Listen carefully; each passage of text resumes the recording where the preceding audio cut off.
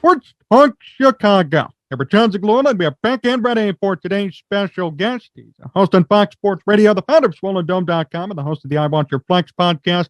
Please welcome Mike Harmon to the program. Mike, it's always a pleasure. How are you? What's going on, buddy? Nice.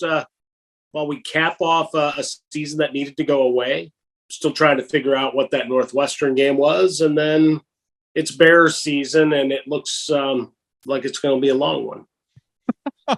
What do you make of that game on Sunday, Mike? Missed opportunities, inability to sack a quarterback, which is funny because your entire practice schedule is against a guy with the same skill set as Daniel Jones. Can't really complete the downfield pass, doesn't have time to complete a downfield pass, and is likely to scramble.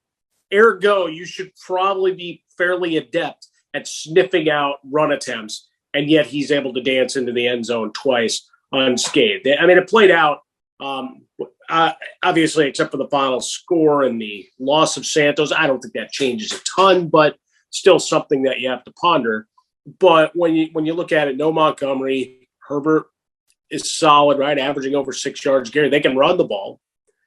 But when you're coming up to any pressure up the gut, I don't know what's wrong with your interior three is that they can't snap the ball and get enough off the snap to be able to actually protect. So you have no pocket. So I keep reading about his pocket presence. Even Eberflus on Tuesday morning talking about pocket presence. Like, you don't have a pocket. How do you have a presence if you don't have a pocket? And your first step left or right has to be to avoid a guy coming straight up the gut on you with some regularity. You're devoid of playmakers. In the end, I thought the Bears would win the game, just running the football, making an extra play with the legs. In the end, it went the other side. How concerning was Justin Fields' performance? Has it gotten better, at least? Have you seen any improvement so far through these 4 games? Threw the ball with authority 2 or 3 times. How's that? The deep ball to Darnell Mooney. He puts a little air under it. It's a touchdown, right? Mooney has his man beat and beaten, but it's a laser shot that he's got to dive and adjust and everything too. So it's one of those where it's like, all right, that's an opportunity that'll be there perhaps in the future. Put a little more air on it. The other ball that he got to Mooney right off the jump, good zip right down the middle. Beyond that, like I don't know. I agree with Ryan Clark, some of the other national pundits, try to remove my fandom from it and say,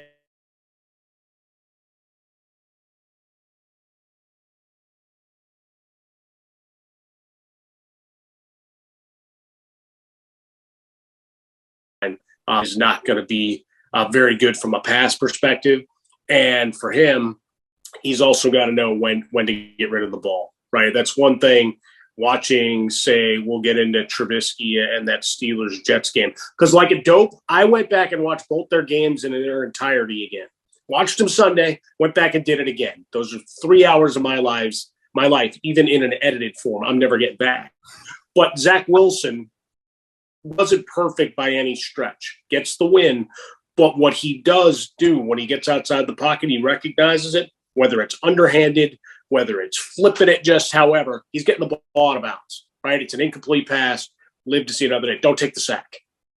Don't give up the yardage, right? You're not good enough as an offense to withstand any negative plays. So penalties and things that put you off schedule are going to absolutely murder this offense. Are you convinced at this point that Justin Fields is still the guy for the Bears? At this point, sure. 6 weeks from now, we may have a very different conversation. Look, obviously what this front office and coaching staff inherited is a grossly imperfect team, devoid of a lot of playmakers, right? If you're starting to stack in the box of here's the guys we keep, right? It's like you're doing your spring cleaning. Stuff that you really love, right? And hold dear, collected from years of your life.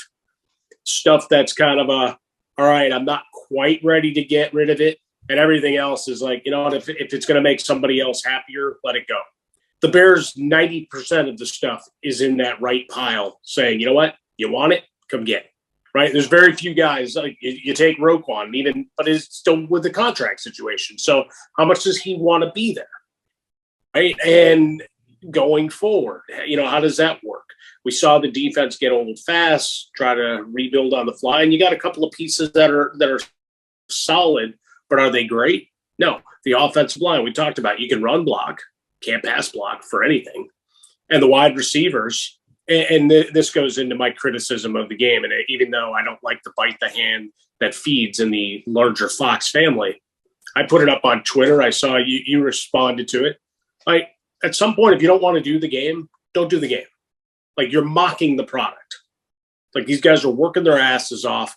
Moose is a former NFL player. Joe Davis is a guy that he's a guy. So the idea that you're just going to mock down distance and the fact that these teams are struggling, all right, talk about why. Talk about where the lapses are.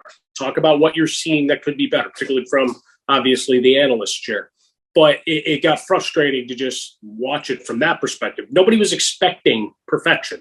Nobody was thinking they were walking into the Louvre and seeing masterworks on display. You were hoping for a couple of splash plays, and you knew the run games for both teams would be good, right? Barkley looks like the guy that was drafted in 2018, and Khalil Herbert is a guy that I really like. I liked him coming into the year, and the more I watch him play, I like him, and my man crush on David Montgomery is well noted here and in other formats. But you have very few pieces that you just say, all right, they're lockstep guys. So it's hard to put a grade on Fields in that respect. Do you see enough where with some coaching, with some refinement, he can get there? I think so at this moment. But as we know, the clock in the NFL ticks pretty fast. How fast do you think it's going to tick for Fields? If we see nothing by the end of this year, is it time to move on, or how should the Bears approach this? Well, you're only going into year 3 of his career, right? And if you're looking at the draft, is that guy going to – like if you're looking at the quarterback class, because that's all I keep hearing. Well, look at the quarterbacks that'll be out. Do they solve your problems? No, your roster still stinks. Is anybody coming to play on that trash field? No.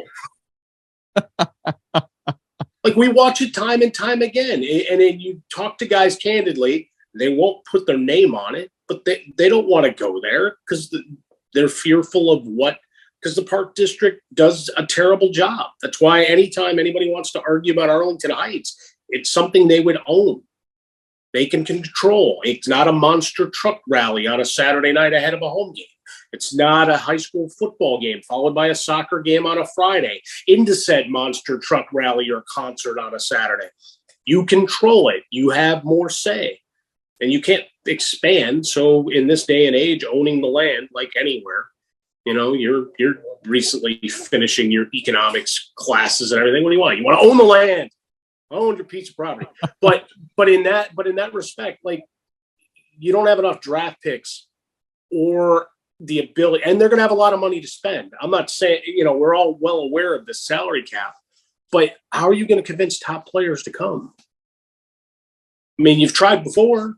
Does it happen? No. And then you get a guy, and then less than a year in, they're unhappy and want out. And so I don't. It's not a quick fix. So saying, hey, if we finish this well, and that's the problem, is they're just good enough to mess things up too.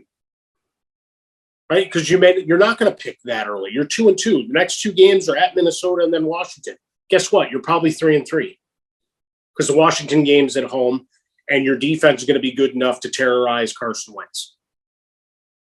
We stipulate that. And Kirk Cousins, who the hell knows on a given day? You can go in and win that game if things break right. But legitimately, after 6 games, you're 3-3. How many games is Houston winning? I mean, Lovey probably should be out of a job in the next week or 2. I mean, it's a disaster. Hurt him again. but that's the thing. Like, they wanted to stabilize, and that's all fine and good, but that's not pushing you forward. So You're wasting. I don't know how good or bad Davis Mills is, but he's got no chance in that system. And Lovey plays what I call loser ball. He doesn't play to win. Everything's conservatism. They should have beaten the Colts. They should have 2 wins right now.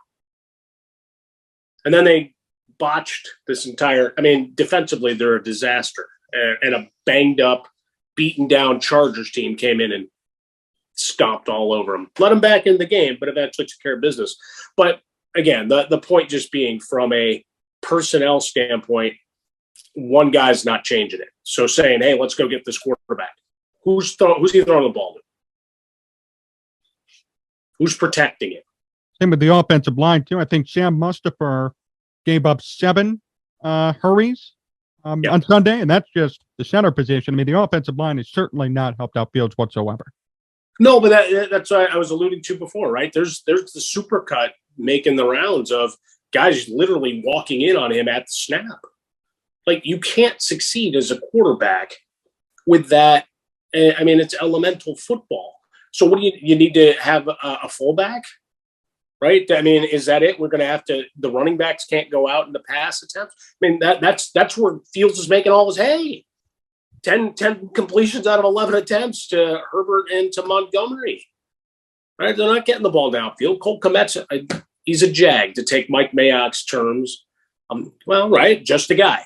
Sure. That's it. He's just a guy at this point. Anybody that thought he was going to suddenly become a star, or what Greg Olson showed you in flashes when he was here before that, Mike Mark's problem. But we'll leave that there. I've had some great conversation with Greg Olson in the past on his time in Chicago, and he's more and more opening up about what all happened there. But like, Kmet's just a guy. Equinemius St. Brown, just go on down the line.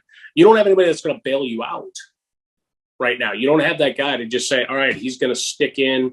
He's going to wait. He'll take the hit, to get the 8 yards. That guy doesn't exist on this roster.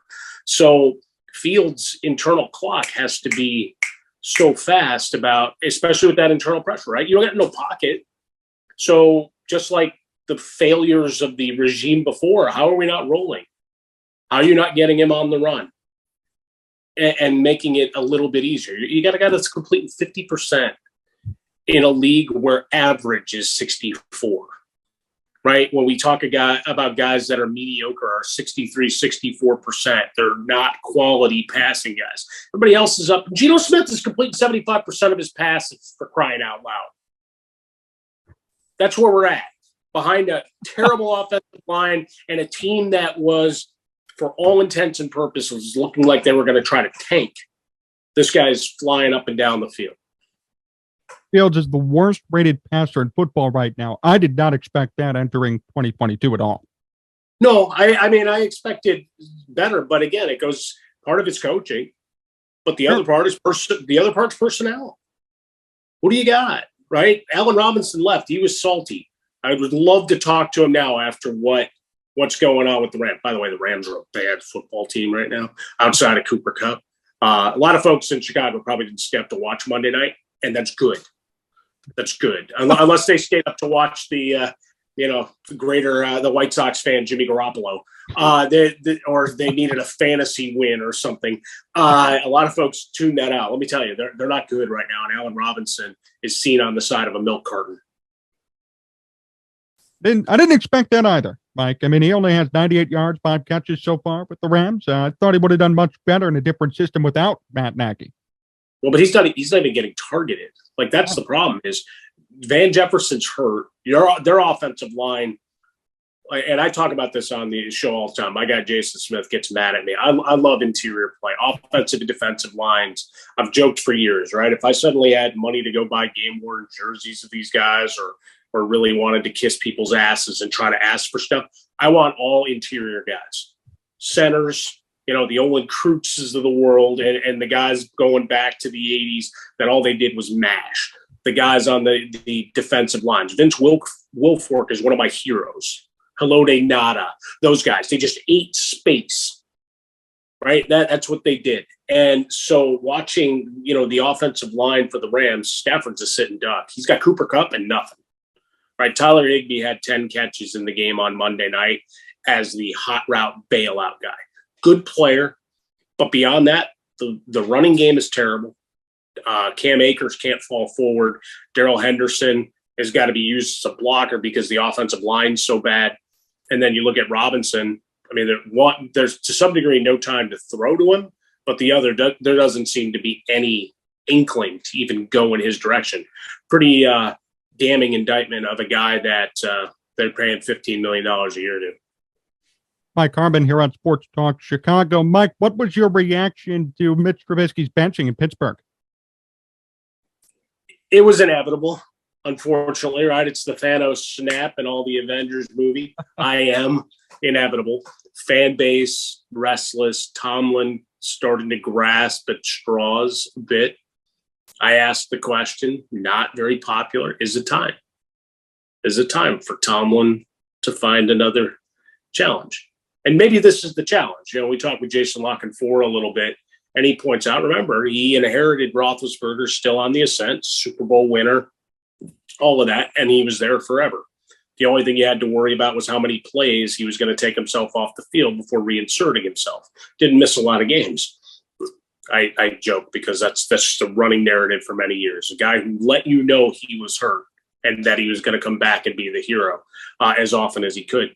But so for Tomlin, you've got an offense that's broken, Matt Canada. You got receivers that are on paper better than what they perform. In Deontay Johnson, a lot of drops. Your most consistent guy is Freiermuth. Maybe Chase Claypool's 6'4", and he won't fight through anybody for a ball, which is, I mean, you were blessed with that, and that should be the one attribute, right? Go eat space, get your arms up, box out. See, that's almost basketball season. I watched the Lakers lose by 30 on one of my monitors yesterday. But the idea is that, you know, you look at that squad, and Najee Harris is missing holes. I don't know how much you've looked at all 22 stills that have made their way the last couple of weeks. He's running behind 6 and into a pile of 6 guys when there's a gaping hole. If he just does a quick step back to his right or, you know, inverse, there's a bunch of missed opportunities. We look at Trubisky overall, short intermediate game, right? You're not getting help from the run game. Your offensive line's not good. Again, if I could, I'd do everything I could. Any guy that had walking around that was 6'3" or taller, I'd get him into an offensive line guru. You can make a lot of money just standing there. Just take up space, get in this guy's way. And they're not doing it. Like they're terrible too. But he didn't play well enough to overcome the calls. He didn't play well enough to push. They're 1-3, desperate to a degree in division, right? Because Cincinnati started badly. Now they're 2-2, and eventually they'll figure it out. Again, line play and Joe Burrow's inability to have his own internal clock speed up to get rid of the ball. He takes way too many hits. But they're a better team, right? The roster's better. On paper, Pittsburgh should be competitive. And missing TJ Watt, they fall apart defensively. Minka Fitzpatrick was gifted a would-be touchdown. Like he scored one, should have had a second. Instead, the Jets win the game. But Kenny Pickett, you could see that the wide receivers had a little more juice for him when he came in. Like there was a little extra fight through, a little extra, you know, after the catch. So inevitable. Sorry to see it happen to Mitchell, but maybe he ends up getting dealt somewhere. He's still going to be a captain for Sunday's game, though. Surprising. Against Buffalo, they're still sending him out as a captain. Wow. Do you think he gets dealt? What's that? Do you think he gets dealt? He could. Really? There's enough teams that could use a backup. And in Pittsburgh, they're not going to go back to him unless Pickett were to get hurt. Right? I think at this point, you now cast your die. Right? He was announced on Tuesday morning on the depth chart, listed as number 1.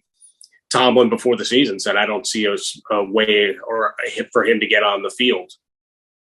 Middle of week 4, he's on the field. So internally, I think they wanted some juice. Maybe there's more upside. Maybe they just start winging it around, something that Mitchell, as a veteran quarterback, wasn't willing to do. Right? I mean, there's different ways to look at it, because some guys, I've always wondered how much they're protective of their QBR the touchdown to interception ratio and stat padding kind of thing. I don't know that Mitchell's that guy, but I think he tries to play it to where he's not putting the ball in harm's way. Doesn't mean it doesn't happen, right? He had a couple of balls, like every quarterback does, really, that could have gone either way, had the one pick before he got sat down, but should have had the touchdown to Johnson if he's better with his feet, right? That was a bullet straight down the middle that, does it change the decision? No, I'm convinced based on the way the narrative was pushing, Pickett was going to see the field, because against the Jets, because their next few games are awful. Like they're 14-point underdogs to Buffalo. And then the schedule the next month is awful. So they're kind of feeding him to the wolves potentially based on the defenses that'll get after him. But trial by fire might be what Mike Tomlin's looking for here.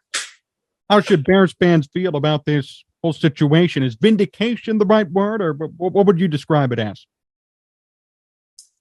I don't. At this point, you just kind of shrug, right?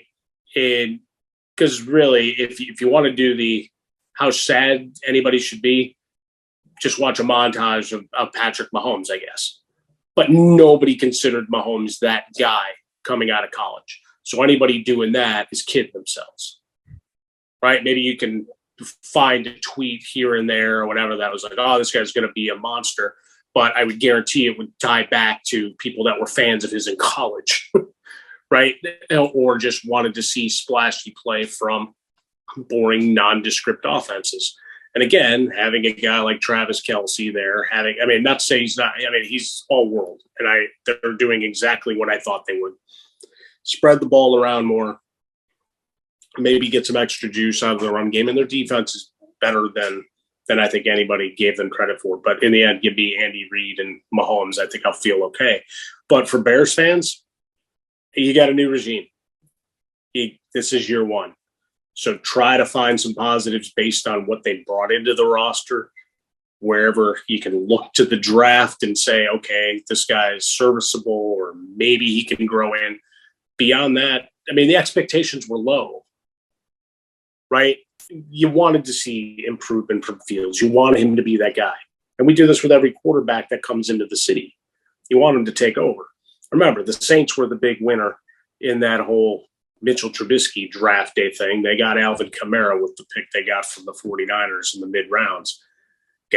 Otherwise, journeyman and a bunch of miss. So even though the team won, it wasn't because of that draft. It wasn't because of what they did there. And Trubisky got you to 2 playoff runs. So, I gotta be fair. Like if Nagy can still be loved by media and some, in Chicago, generally not, but by national who don't watch it day to day. But if they want to still celebrate him, they can't go and excoriate Mitchell at the same time. If you're going to give him credit for the playoff runs, you got to give Mitchell those as well. Is he a great player? No. Is he a serviceable player? Sure.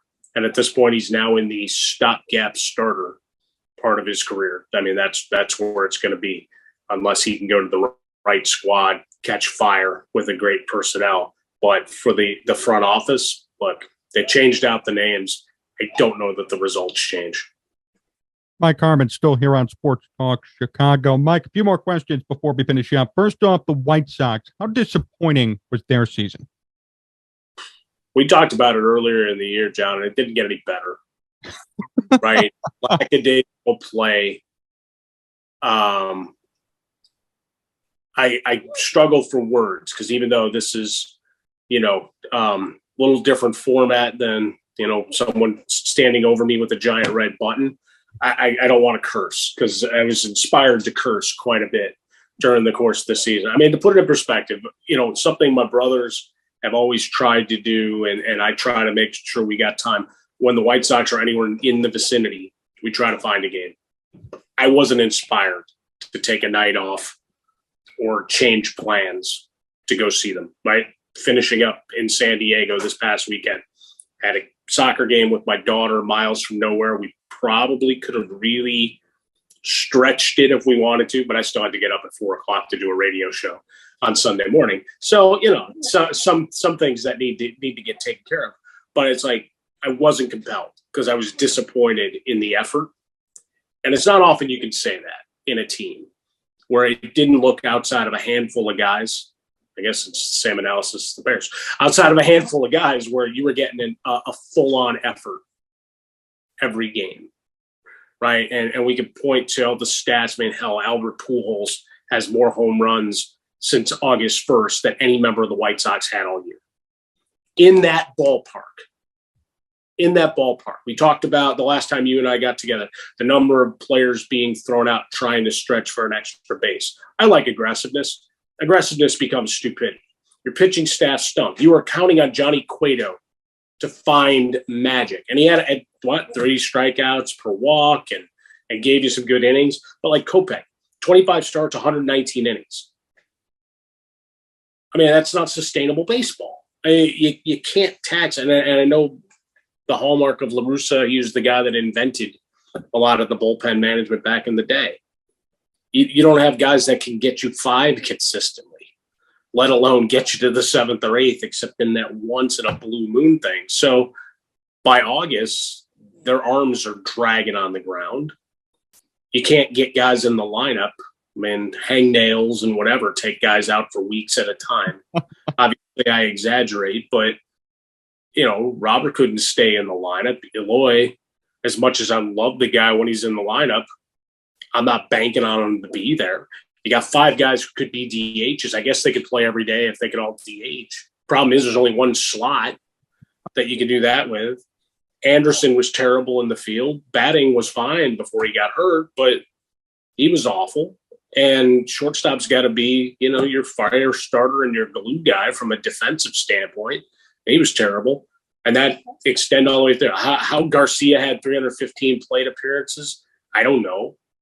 Moncada was awful except for about a 5-game stretch.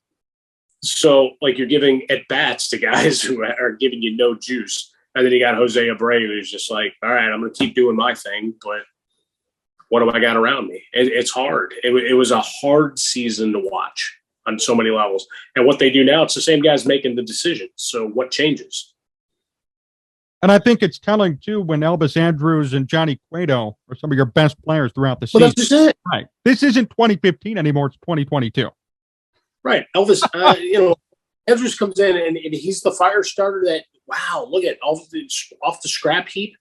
He's the guy that has to become your leader, and good for him. He had a fantastic run. I hope he parlays it into a giant pile of cash because, he gave them the juice, going back to the comment earlier.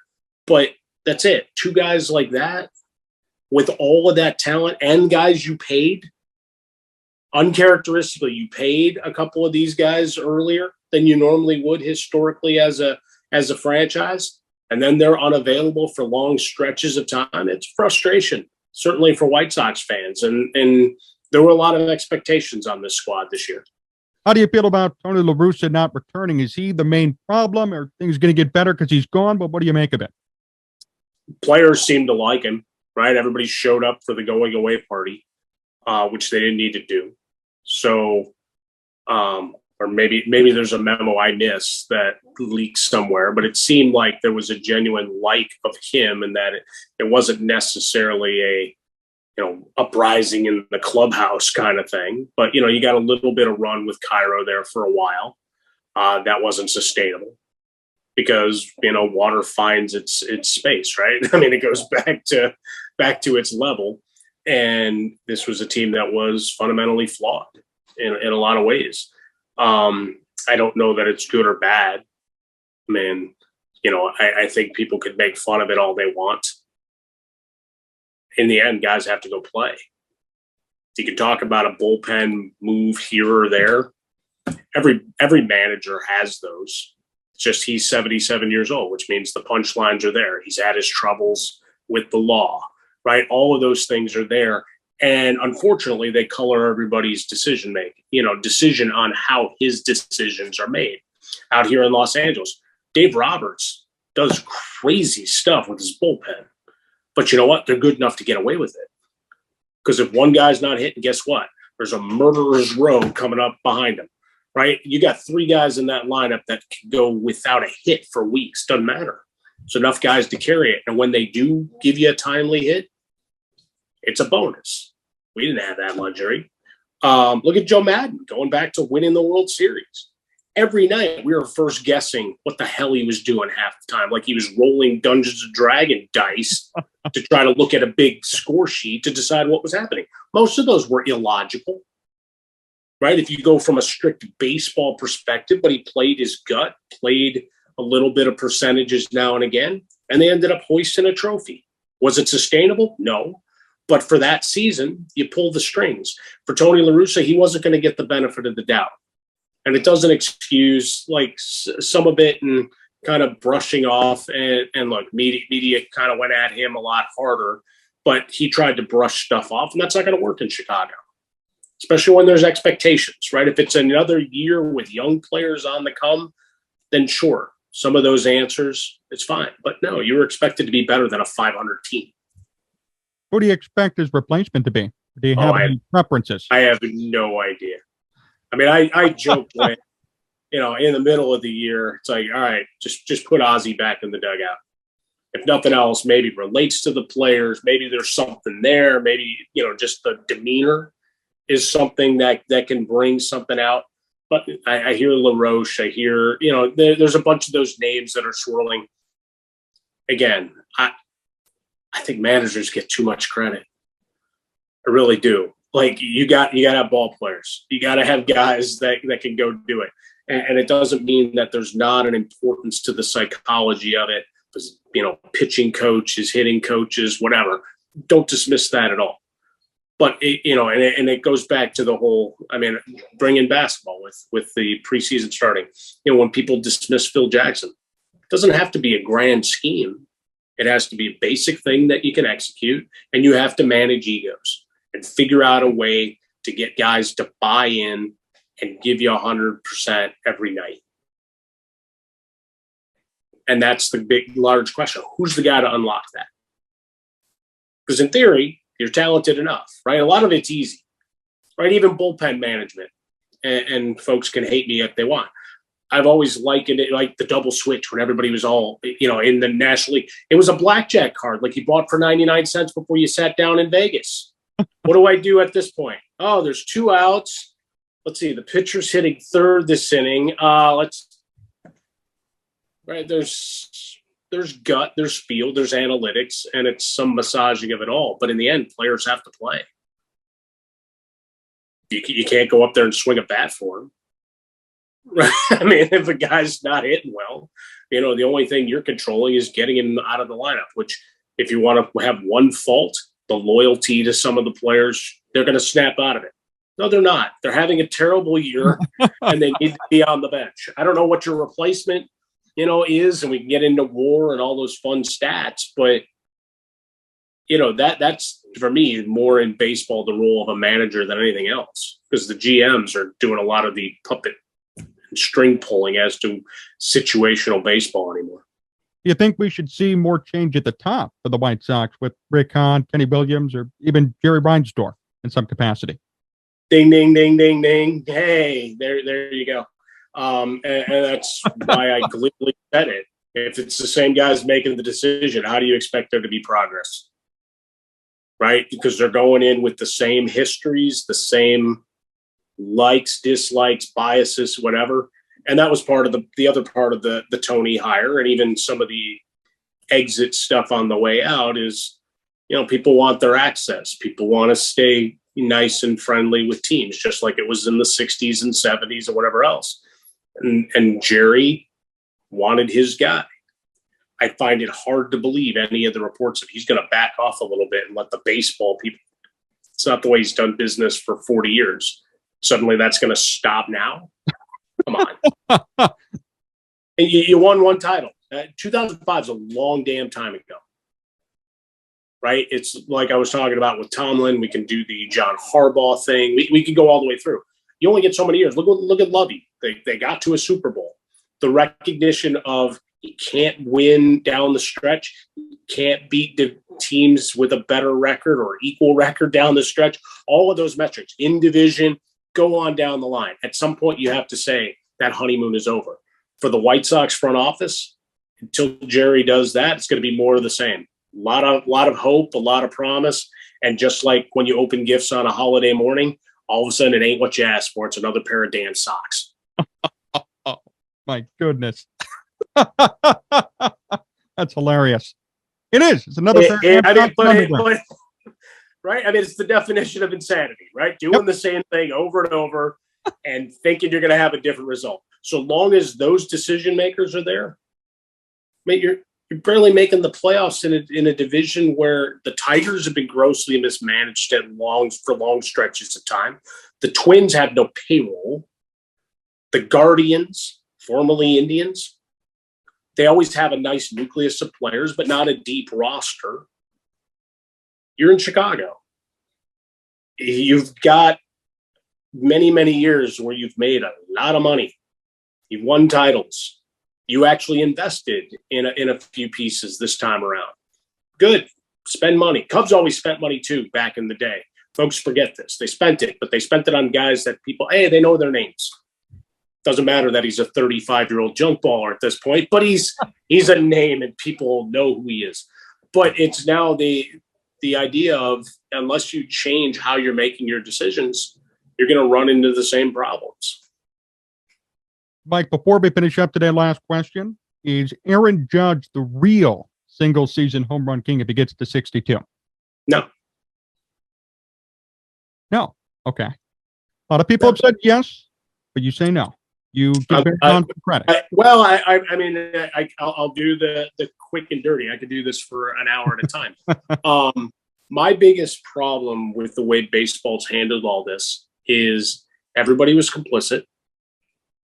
And it goes back to, the little, kind of side-eye comment I made about retaining access and being in good favor with management. Because the owners that have been in power for a long time, that's what they came into, right? You want to be around the team.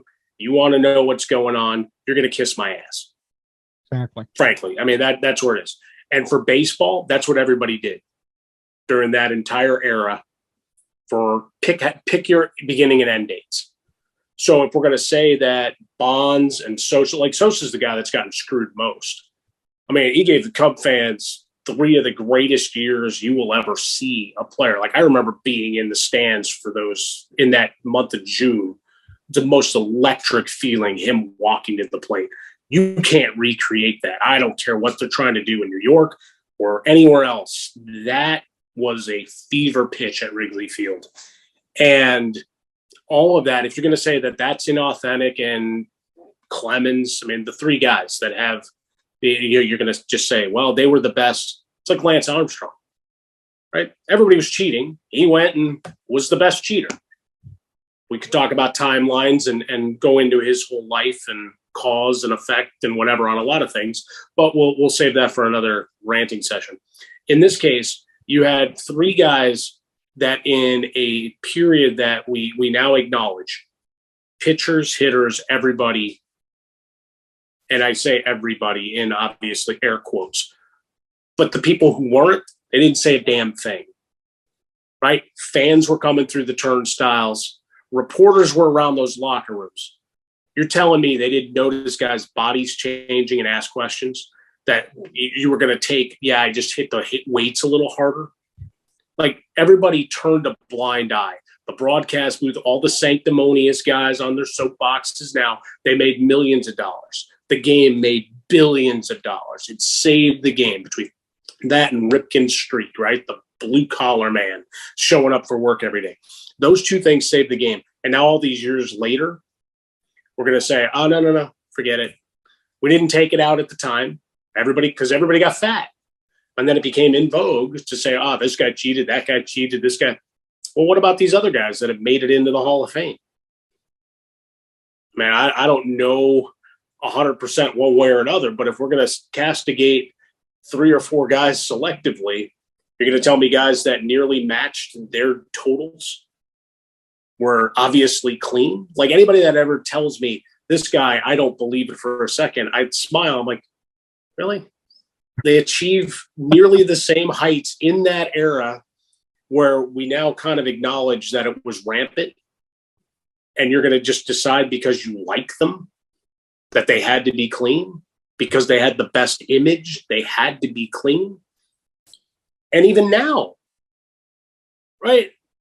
Look, they're always looking to move past the next mousetrap in the process. So don't tell me there's not labs that haven't developed other things. So blindly accepting anything we see, it's entertainment.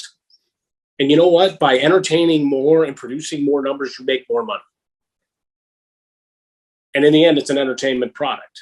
And this doesn't mean I want it in high schools and colleges because people get mad at me about that. But it's the reality. It was part of the game. You can't suddenly tell me 20 years later because Roger Maris Jr. or someone's pissed off that you're going to let you play it out and suddenly erase Barry Bonds' name, erase those seasons that Sosa had, erase the McGuire home runs, Steve Traxel and all those guys that were on that list. You can't tell me all of a sudden that just goes to the wayside because you like Aaron Judge, because you want a Yankee atop that board. All of those things, to me, are just ridiculous. You can make the argument he's not even the MVP of the American League this year, if you want, with what Shohei Ohtani's done. But for the single season home run record, no thank you. It's Barry Bonds. It's then Mark McGuire. It's then a bunch of Sammy Sosa years. And then we get back to Judge. I'm fully with you. I feel the same way. I just wanted to be devil's advocate and ask you that question to get you on a rant because I saw the quote from Roger Maris Jr. and I laughed. I actually laughed at it because that's ridiculous. Mm-hmm. Doesn't make I did it on air as it came down. We played it, and I literally started laughing. And Jason Smith, my partner on Fox Sports Radio, he just looked at me and goes, "You really hate this?" I'm like, "I do. Like, it's the American League record. Great. You can't suddenly tell me all these things didn't happen." I watched it. It's like when they vacated stuff in college football and basketball. Right. Those seasons happened. Okay? If your investigation took 7 years to complete, that's on you. They won. You want to put it on a player like Pete Rose. At this point, have you proven he gambled as a player? We know he did. I mean, we're all smart people. We can reasonably assume Pete was, but in the end, he put up these numbers, put a plaque, put him in as a player, and put a giant plaque underneath it to say what happened.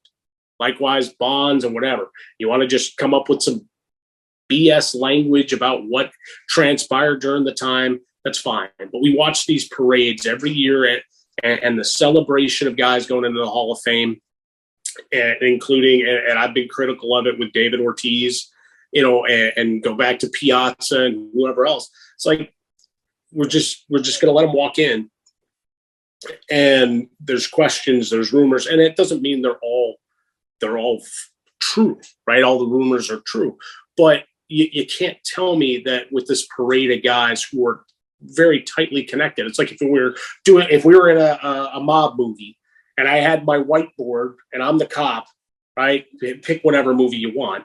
And I can put little pins up and put the photo array of guys that are connected to other guys. All these guys were connected to other guys that got popped. And yet I'm to believe they went, nah, that's not for me, pal. I'm good.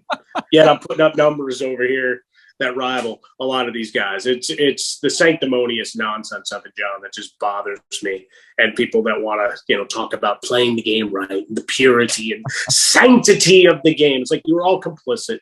You all made 30-year careers out of it, made millions of dollars. Get over yourselves. Well, Mike, thank you so much for joining me. Great way to end the program. Always appreciate your takes and your time, and looking forward to listening to you on Fox Sports Radio and having you on the program again soon. I appreciate it. I should be more brief with my answers to see how deep your list of questions actually get.